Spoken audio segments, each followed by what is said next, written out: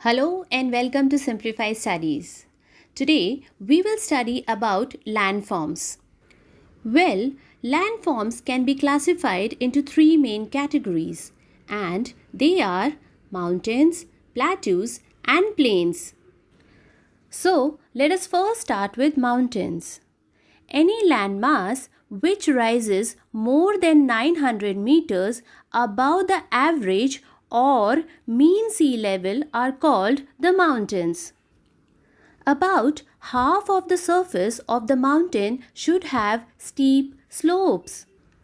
Some mountains occur as a single isolated landmasses like the Kilimanjaro in Africa, while some mountains have extensive mountain chains or ranges like the Andes in South America.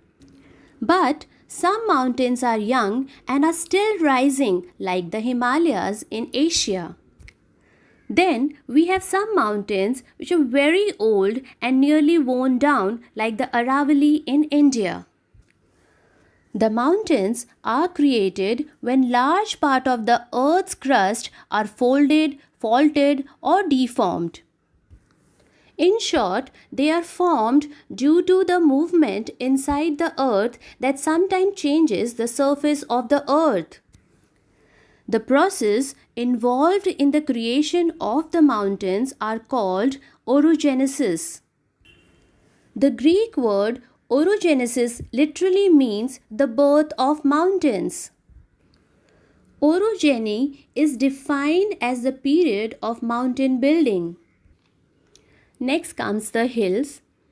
High areas of land which are not as tall as mountains are known as hills. A chain of hills is called a range of hills.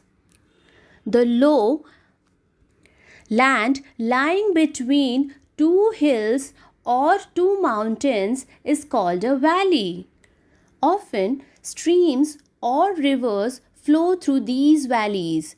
Such a valley is called a river valley. Now, let us move on to the second category, and that is plateaus. A large stretch of high land that is flat on top is called a plateau. It is often called a tableland because it is high and flat like a table. Plateaus occupy a large portion of Earth's surface. They are the oldest landforms. South India and Africa are vast plateau regions. A plateau is a highland with a steep slope and a large summit area. It rises abruptly from the surrounding region. The surface of the plateau can be plain, very flat, rolling, or hilly. The plateau regions of the world are rich in mineral resources. Mining is the main occupation in such areas. Now, let us move on to the third category, and that is plains. A stretch of low flat land or almost flat land is called a plain. Plains are formed when rivers bring down mud and soil from the mountains. Whenever there is a flood in a river, the soil that it carries is spread out on the land. Over many hundreds of years, this forms a plain.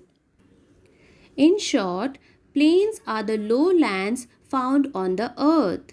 The slope of the land is gradual but never abrupt.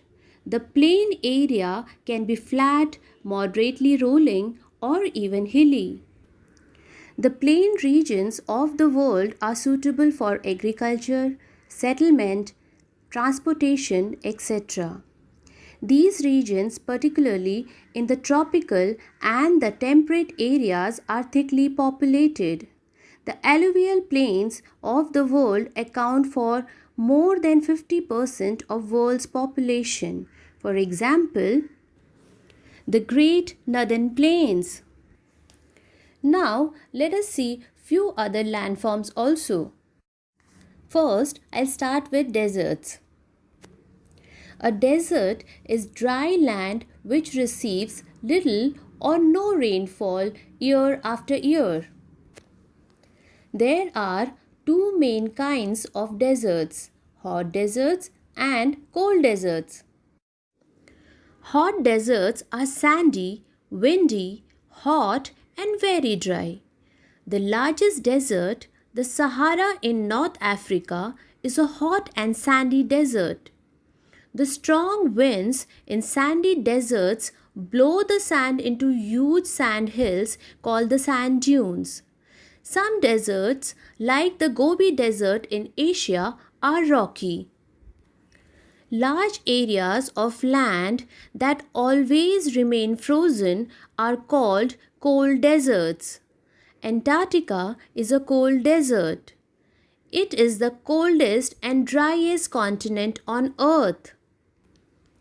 Nothing grows in cold deserts, but in the hot deserts there are only a few plants and animals that are able to survive. Now, let us see what are islands. An island is a piece of land that is surrounded by water on all sides.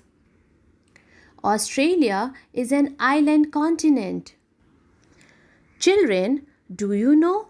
Often, islands in the sea are the tops of very tall underwater mountains. A group of islands found close together is called an archipelago. The Lakshadweep Islands in the Arabian Sea is an archipelago. Now, let us understand what are lakes. A lake is a large body of water surrounded on all sides by land. The continent of North America has many large lakes. The Caspian Sea in Asia is the world's largest lake. It is so large that it is called a sea. Smaller water bodies surrounded by land are called ponds. Next comes the isthmus. An isthmus is a narrow strip of land which joins two large parts of land. The continents of North America and South America are joined by an isthmus called the Isthmus of Panama. Next comes the strait. Sometimes a narrow stretch of the sea flows between two large land areas. This stretch of water joining two large expanses of sea is called a strait. The Palki Strait lies between India and the island of Sri Lanka. It joins the water of Bay of Bengal and the Arabian Sea. Next comes the peninsula. A peninsula is a piece of land that is surrounded by the sea on three sides, but joined by a large piece of land on the fourth side. The southern half of India has the sea on three sides. This part of India is called a peninsula. Now comes the last landform for today, and that is bay. When a part of the sea fills up a wide curve in the land, we call this a bay. The Bay of Bengal is an example of a bay. It is the largest bay in the world. On that positive note, I like to end today's session. See you soon. Bye bye.